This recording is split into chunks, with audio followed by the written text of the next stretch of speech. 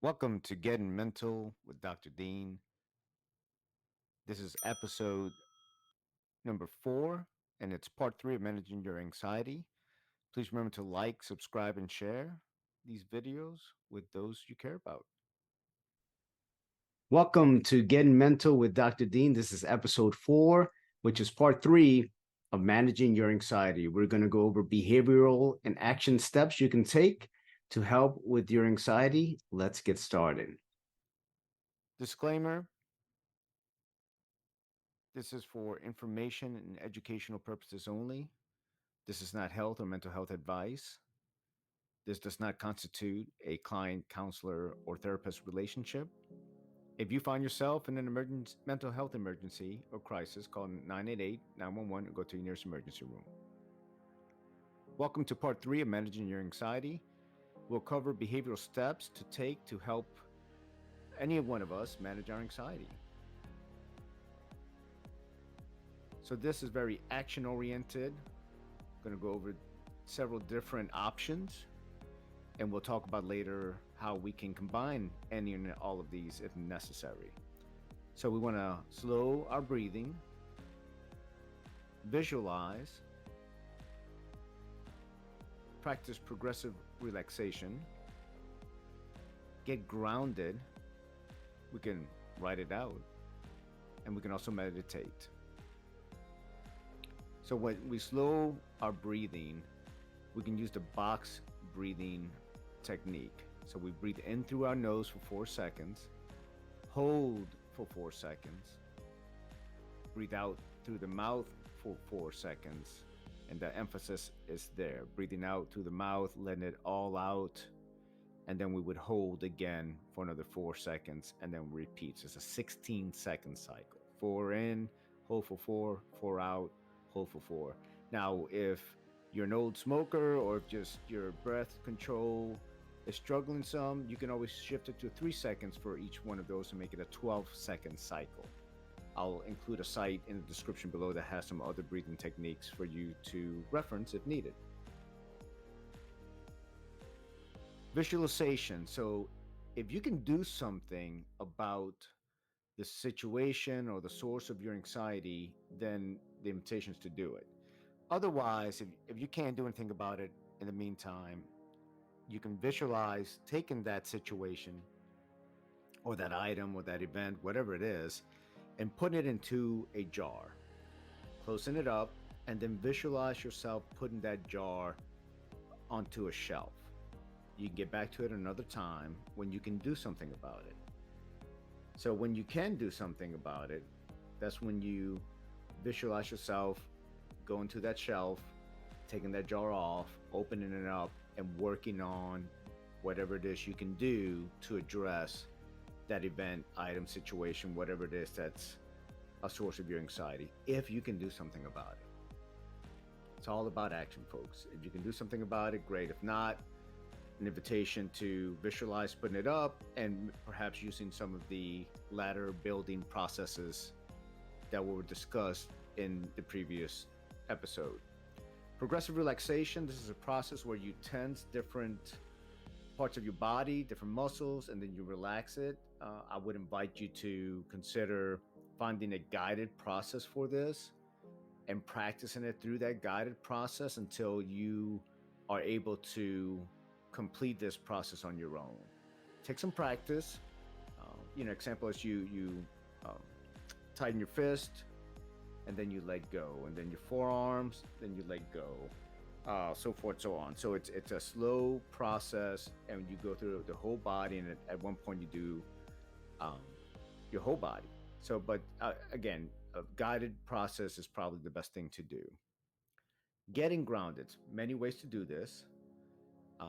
This may mean that you connect with someone, give, sit down and talk with them, someone you trust, give them a hug, ask them to hug you, or if you have a pet, sit down and connect with that pet, spend some time with them. You might go outside and feel the sun on your face or the wind, or if it's cold outside, you might just feel that nice bite of coldness, and anything like that, just to kind of feel connected and grounded when we're feeling anxious can be very helpful. Another grounding technique that we can use is um, counting, and in particular, not just 1, 2, 3, 4, 5, but counting backwards, and in a process that really requires some sustained mental energy. So that means, for example, counting backwards from 20 and threes, 20, 17, 14, 11. I've been doing this a while, so it might come easy for me, but get creative. Get whatever number you want to start at, and any kind of odd number is best because it's a little more challenging, except for five. Don't do fives, that's too easy. Another way to get grounded is that you can engage in the 5, 4, 3, 2, 1 technique. So with this, we name five things that we see in our environment or in our room, wherever we're at. Name four things that we can touch. Listen and identify three things that we hear. Could be a bird, could be the wind, could be a car. Uh, Two, we identify and possibly name two things that we smell. And the last thing is identify something, if possible, that you taste in your mouth. Could be chapstick, could be lip gloss, could be something you just recently ate, some coffee, whatever the case may be. Another option is to write it out. This can be just regular journaling about your thoughts, feelings, what happened, situations, so forth. It can be a gratitude journal. Some folks do this in the morning or in the evening, and they just identify things that they're grateful for and they show a lot of gratitude for.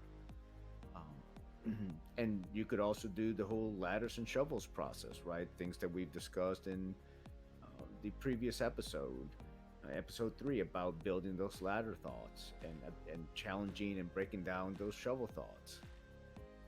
I'm going to include a quick guide in the description below to help you with the anxiety producing shovel thoughts, and hopefully that provides some sense of help.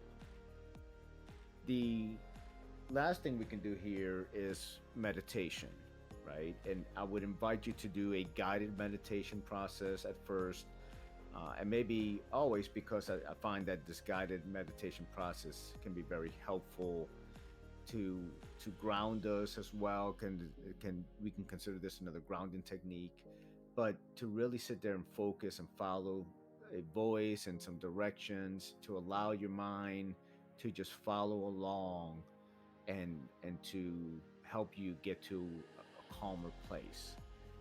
So this is probably one of the best things to do. There's a lot of apps out there that can help you with that as well. So in summary, you can combine any or all of these strategies. You could do one of them. You could combine however you like them, whatever works for you, and that's going to be different from person to person. But it's important to remember to practice, practice, practice. That really helps us prepare for when we are anxious. That it's just easier to implement when we've been practicing these calming and grounding processes, whatever it is, whatever strategy or strategies you choose that you find are going to work with you. So consider going back to episode 1 about the cognitive behavioral therapy, and consider the fire thought concept instead of a shovel thought. In that episode, we called it as an example. Other metaphors could be like a fire thought, and just like fighting a fire, practicing that, right, using these extinguisher thoughts or whatever meditation or grounding techniques you use, practicing that. So when there is a fire, it's easier to extinguish. So that's why I really want to emphasize the value of practicing over and over and over again. Because if not, it's just much harder to implement these strategies when we are emotionally on fire, when we are feeling extremely anxious. But if we can do it when we're calm, and we can practice these strategies when we are calm, then it's just much easier to apply them when we are anxious. So that is what I really want to encourage you to consider doing: practicing, practicing, practicing. The more you do it, the more effective you can become at reducing your anxiety. Thank you for watching and listening. Until next time, we will go from there. Thanks so much. And